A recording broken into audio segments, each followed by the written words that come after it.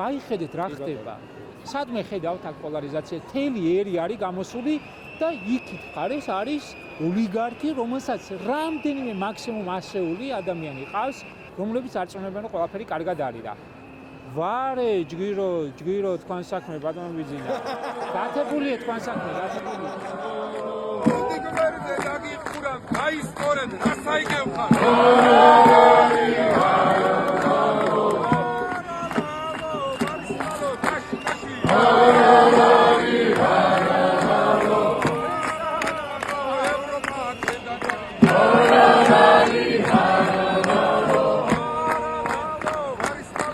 დღესა გაერთიანდა სხვადასხვა მარში, სხვადასხვა კუთხის ხალხი, ხო, მეგრელები, რაჭველები, სვანები და ასე შემდეგ და ასე შემდეგ. რა არის ის რაღაც, რამაც ეს ხალხი რუსთაველის გამზირზე, ამ ქვეყნის მთავარ გამზირზე გააერთიანა. როცა ქვეყანა შარშია, გამოსავალი მარშია. მე მგონია, რომ მთელი ქვეყანა გააერთიანა შიშმა იმისა, რომ შეიძლება ქვეყანა გავკარგოთ და ხელიდან გამოგვეცავოთ. ერთმანეთს შევხვდით მეგრელების მარშზე. როგორ შეაფასებდი ამ მარშს? პირველ რიგში. დიდი ბედნიერებისა და სიამაყის განცდა დღევანდელი დღე და ყოველი ის დღე, როდესაც ჩვენ გააზრებულად, გაცნობიერებულად ვიბრძვით პუტინის რუსეთის ამ მონსტრის წინააღმდეგ შვიდობიანად და ვიბრძვით იმისთვის, რომ დავიბრუნოთ წართმეული სახელმწიფო, რომელიც ოლიგარქმა მიიტაცა თავისი მარიონეტების მეშვეობით. მე ვარ ჩიკო ნადირაშვილი, კინოპროდიუსერი და ასევე სტენდაპ-კომიკოსი. ქვეყანაში, სადაც მთავრობასთან და ადმინისტრაციასთან დაკავშირებული ყველაფერი არის ეგრეთ წოდებული, თვით გამოცხადებული, არაღიარებული და არალეგიტიმური, ეს თავისთავად გაძლევს უკვე ბევრ მასალას კომედიის წერისთვის.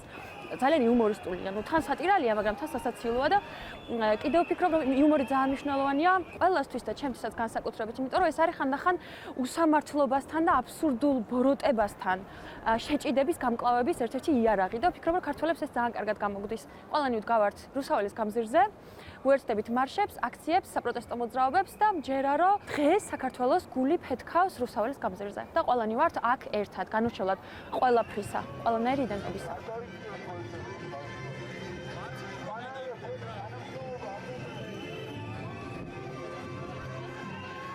ჩვენ რაღაცნაირად ერთმანეთს ვასწავლეთ, როგორ შეიძლება ხანგრძლივ ბრძოლაში შესვლა. არა რაღაც ერთიანი ამოფრქვევა, დისციპლინა, გამკლავება საკუთარ შიშებთან, ფრუსტრაციასთან. აი ეს ამას ვხედავ ყოველდღიურად, ეს მაძლევს ძალას. მე ვარ ანა ყაულაშვილი, 23 წლის და 6 წელია მიწევს, რომ აქ ვიყო და ჩემი დროის ძალიან დიდი ნაწილი დავხარჯო პროტესტში და იმის მოთხოვნაში, რაც ისედაც უნდა გვეკუთვნოდეს ქართულ ხალხს და არა მარტო ქართულ ხალხს, მაგრამ ჩვენ არ გაგვიმართლა ბევრ ფაქტორში და თუ ადამიანებს აქვს სხვა ქვეყნებში იმის ფუფუნება, რომ არ ჩაერიონ პოლიტიკურ ვითარებაში და წყნარად გააგრძელონ თავის ცხოვრება, ჩვენ აქ საქართველოში უკვე დიდი ხანია გავიაზრეთ ის, რომ ძალიან ცუდი ტიპი ხარ თუ მაგას იძახი და ამბობ, რომ აპოლიტიკური ხარ, იმიტომ რომ შენ გარდა სამწუხარო და არ გვყავს დღეს ისეთი ხელისუფლება და არც ისეთი ძალა, რომ შეგვეძლოს ამ ფუფუნების ქვეშ ცხოვრება. კადრი ან რაღაც, რასაც შეესწარე ან გაიგონე, რაც არასდროს არ წაიშლება შენი მეხსიერებიდან. კი, მე მახსენდება აღმოვაჩინე ქალბატონი 50 წლის დაახლოებით. აღმოვაჩინე ერთ-ერთ საღამოს, როდესაც პარლამენტის შენობაში მდგარ სპეცრაზმელებს მიმართავდა ალბათ 1 საათის განმავლობაში ელაპარაკებოდა. 1 საათის განმავლობაში ესაუბრებოდა თავის გულისწყილზე, ესაუბრებოდა ქვეყნის მდგომარეობაზე, ესაუბრებოდა იმაზე, სად არის ახლა სწორი მხარე და რატომ. მეორე დღეს დაიწყო ძალიან დიდი მასის დარბევა პარლამენტის გასწვრივ, რობოკოპების ძალიან დიდი, ასე ვთქვათ, მობილიზება.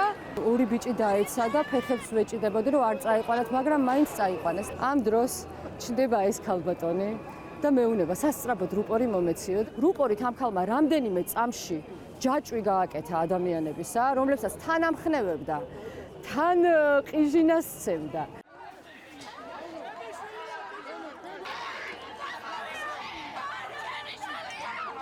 ჩემი კადრი გავრცელდა, სადაც შემთხვევით გადამიღეს ფოტო, როცა ვიყავი ბარიკადებზე ასული და ესეც მოხდა ძალიან შემთხვევით. მეორე დღეს იყო უკვე აქციების, როცა ამ დღეს დაგვარბიეს, მე მაგ დროს კარგი აღჭურვილობა არც მქონდა და საკმაოდ დიდი რაოდენობის გაზიც ვიყლაპე და ცოტა შეშინებულიც ვიყავი და ცოტა უკან გადავედი.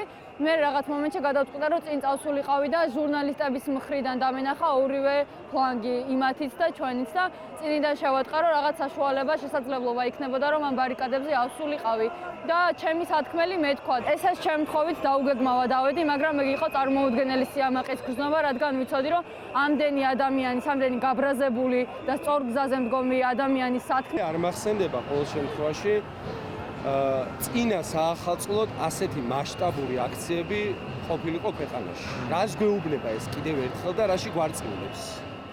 ხო, მართლაც წარმოუდგენელი არის, რომ წინა საახალწლოდ, როდესაც როგორც წესი ქართველი ადამიანი ემზადება кейფისთვის, გაბმული кейფისთვის, დროს ტარებისთვის, ყველაფერი გადადო და მთავარი საქმეც და სათქმელიც არის ამ წუთას მხოლოდ აი ეს ადგილები, სადაც ხალხი დადის ყოველდღურად, როგორც სამსახურში და ახალი წელიც ეს არის.